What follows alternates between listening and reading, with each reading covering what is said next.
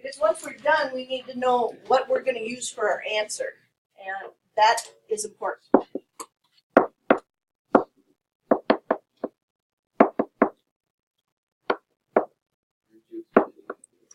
Because we're supposed to know this. Wait, so this is number 1? Yes, it's number 1 on yours. Is that whole thing the answer? No. What's the answer?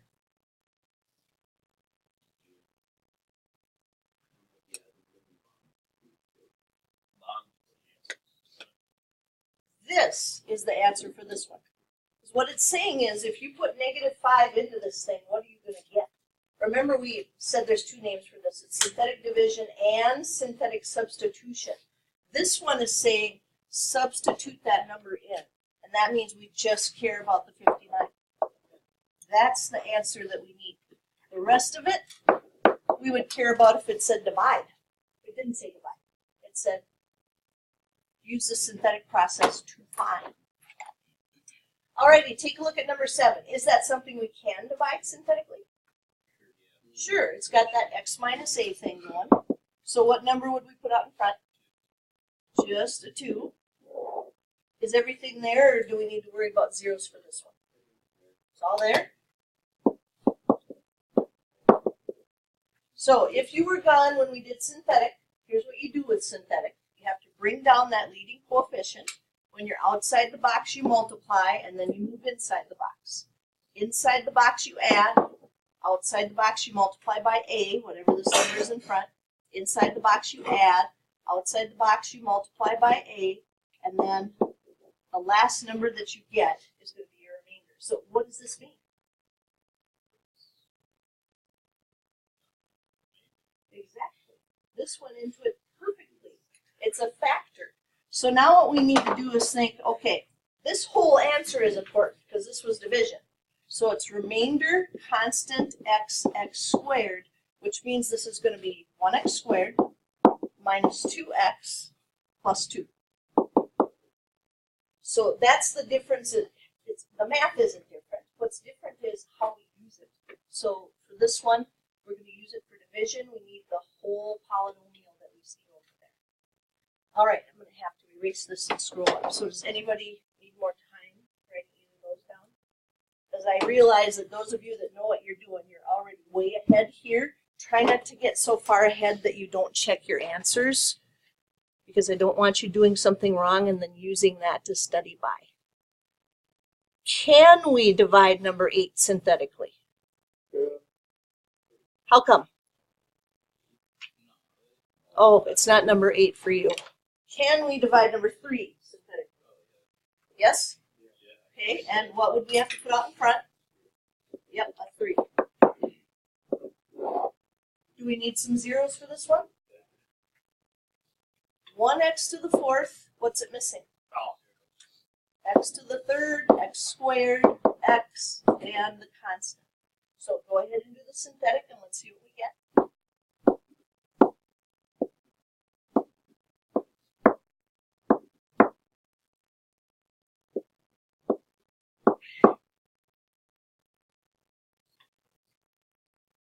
So this one going perfect. So it's not a factor, it's going to have a remainder is what that tells us, and our little remainder is this little thing. And this definitely goes out a little farther. We've got constant x squared, x to the 3rd. So it'll be x to the 3rd plus 3x squared plus 9x plus 23. And remind me again how to write the remainder. Plus 71 over x minus 3. Good. And there it is. So sometimes they have remainders. We just deal with it. We add the remainder at the end. That's what we do. So, not so hard, thanks to synthetic. Look at number 2. Look at number 2. Number 4 on your sheet. Could this one be done synthetically? No. Has to have an x in the front, and that has a 2x in the front. So we don't have a choice but using long division anyway. And because the directions say use long division, that's what we would do anyhow. So we've got 2x to the 3rd plus 9x squared plus 14x plus 5. What was I checking for as I was writing that stuff down? Any zeros, exactly. If anything's gone, we have to put a 0 in its place. I don't like that little plus right there. There we go. Now do you remember how to start this? What do you do?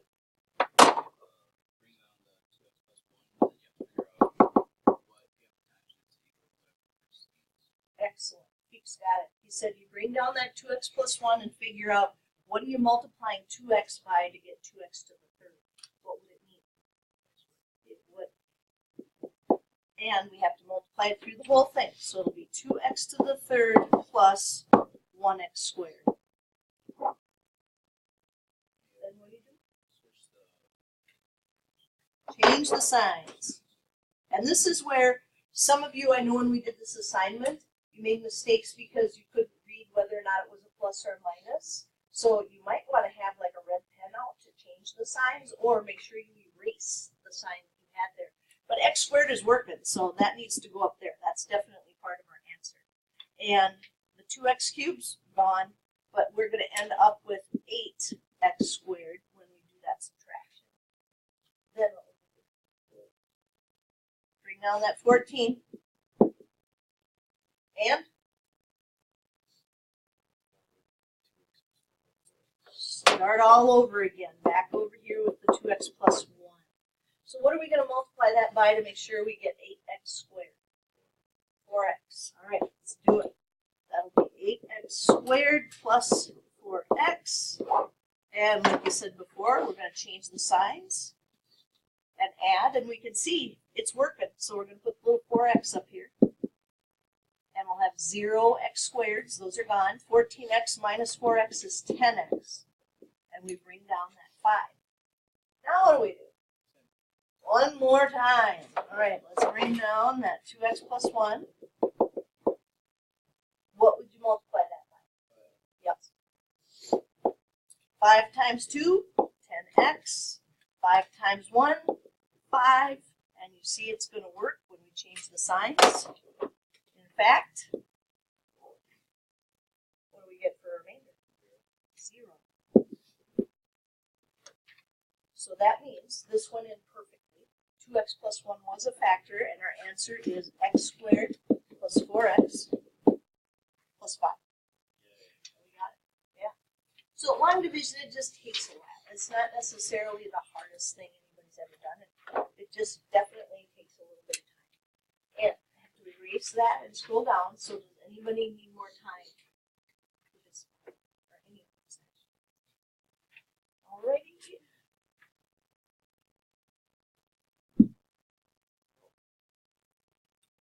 Sometimes the smart word does not like Word. Doesn't like to work with it. And in the case of this, it is not scrolling up and down nicely. So it's going to take me just a minute to get this up here. All right, so this is number 5 on yours. Use the rational root theorem to list all the possible, notice that's highlighted, possible rational zeros. How do we get the possibles? What do you do? Okay, so which one goes on top? The 2. Yep, all the way back here. That goes on the top. So 1 and 2, those are the only two numbers that are going to divide nicely into 2. Where do we get the bottom from? The first number. You. Give me the numbers that divide nicely into 12.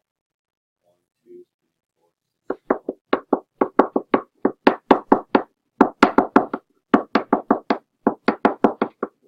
4. So we're going to have quite the list this time. Because the first thing we do is say, hey, we got a 1 up here. Let's write 1 with all of this stuff under it. So 1 over 1 is 1. So plus or minus 1. Plus or minus 1/2. Plus or minus 1/3. Plus or minus 1/4. Plus or minus 1/6. Plus or minus 1/12. And now when we go back, we hope that some of you repeat. So 1 is done. 2 over 1. We have that up there yet?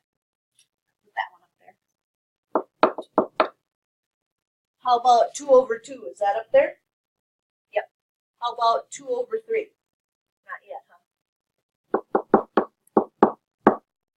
2 over 4. Yep, that's a half. 2 over 6. That's a 1/3. How about 2 over 12? Is that up there? It is. That's 1/6. So really, I'm going to try and squish this one up here. We only had 2 additional zeros that when we went through with the 2, we were able to find. That's it. Done. That's the possibles. So the next one, number 6, find all the zeros of the following function. X to the 4th plus 3x cubed plus x squared minus 12x minus 20 equals 0. Do we know how to factor that?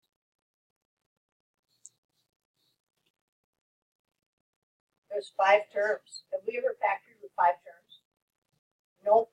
So what we'd do is we'd say, okay, I do have possibles here. That's a 20 for goodness sake. It could be 1, 2, 4, 5, 10, 20. And because I'm dividing by 1, those are all possibles. But what do we have to do for this problem? We have to graphing calculator. Yeah, we don't have a choice. So let's see if we can get 2 nice ones out of this. X to the 4th plus 3x to the 3rd plus x squared minus 12x minus 20. So 6. Now it could be that we don't see them because remember this could go all the way over to 20. But it looks pretty good for -2 and 2. So second graph, and there they are, -2 and 2.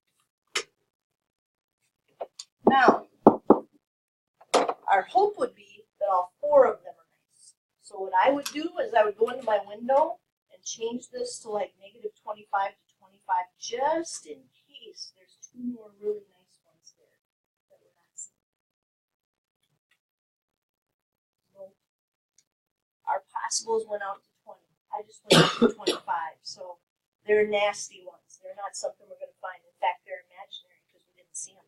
So what we have to do is figure out what to do with the -2 and the 2. What do we do? Synthetic. So this is really important. Checking whether or not everything's there. Do we have everything?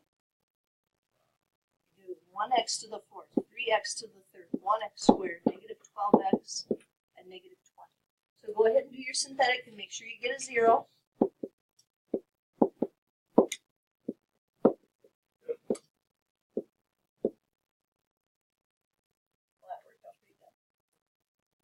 Now what do we do?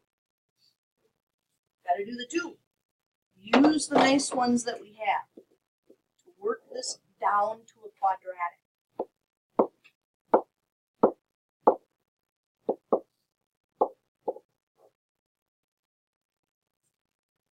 Looks like so. So our remainder, our constant, our x and our x squared tell us we're left with x squared plus 3x plus 5. And at this point, you're probably just going to use the quadratic formula. This would not be a nice one for completing the square because if we take b and divide it by 2, we have a fraction. So if you don't want to work with fractions, you've got to go after the quadratic formula.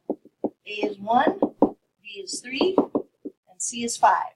And x equals -b, so -3 plus or minus the square root of b squared. 3 squared is 9, minus 4 times a times c. So that would be 4 times 1 times 5, all over 2a. So again, let the little song get in your head. X equals -b plus or minus the square root of b squared minus 4ac, all over 2a. Then, crank out what you should have underneath that radical. Well, that's going to be 9 minus 20. That's the square root of -11 over 2. Can't leave that negative under there, so what do you take out so it's not there anymore? I. So x equals -3 plus or minus I squared of 11 over 2. Last but not least, we need to answer the question. There's a blank over there.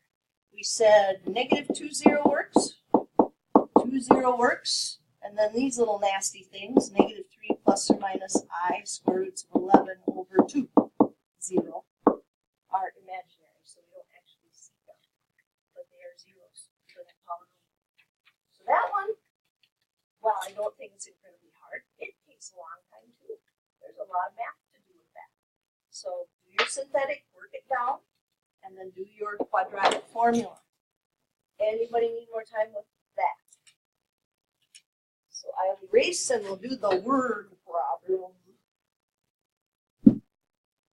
Everybody's favorite, the word problem. I think there's something wrong with the other information. Well, everybody's favorite? What, AJ? Do we have homework? Yeah, for one assignment for both nights. Yeah. That's going to be very low down there. So maybe I'll do my work up here. It says the product of three consecutive integers is 1,716. Okay, hang on a second. What does product mean? Multiply. What's a consecutive integer? What are those? Right after each other. So if we make the smallest one x, what would the next one have to be? X plus 1. And what would the next one have to be? X plus 2. So we're saying if we multiply all of this together, that should come out to 1,716. Now notice the directions. It said write the polynomial equation in factored form. That's what we just did. There's the factored form. But now solve to find the numbers. To find the numbers, we're going to have to do the multiplication. So what would you multiply first? Last two. Do the FOIL. So we'll have x, and then we'll have x squared plus 3x plus 2 equals 1716. So what's next?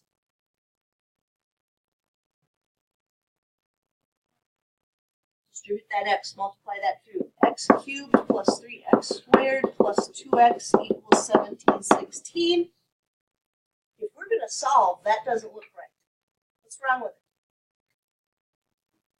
it? It needs to equal 0. You have to bring over the 1716 by subtracting.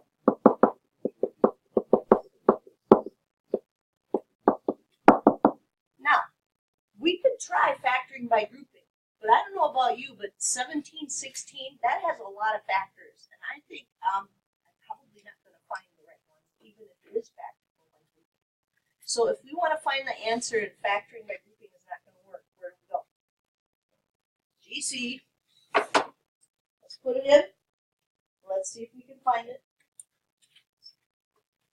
We have x to the third plus 3x squared plus 2x minus 1716. Now, if they'd given us an answer like when you multiply these together you get 6, then I would expect to see it in negative 10 to 10 window, but you don't get that. You get 1716. So I probably would change my window from like 0 to 20. And if I can't see where it crosses the x-axis, well then I need to make it bigger. There it is. So it is less than 20, but it looks like it's more than 10. So I'll go into my second table, and I'm going to need to see the stuff between 10 and 20. There it is. It's 11. The first number is 11. Now, we would be done because we know it's 11, 12, 13. I mean, we can write that over here like that. Except the problem said, we're going to make sure you're right before you turn this in. You have to verify your answer synthetically. So what does that mean you're going to do? You got to get a 0 for the remainder. So you're going to put an 11 back into this monster right here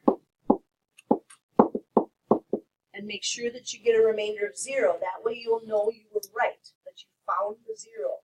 So you bring down the 1, you multiply and get 11, you add and you get 14, then you multiply and you get 154, and you add and you get 156. And if everything works out, when you take 156 times 11, you're going to get 1,716 because that will give you a 0. And it does. So now we make sure we answered everything. The product of three consecutive integers is 1,716. Write the polynomial equation in factored form. Right there. Solve to find the numbers. right there.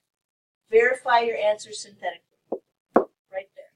And then just don't forget to write down that if 11 is the first one, 12 is the next one, and 13 is the one after that.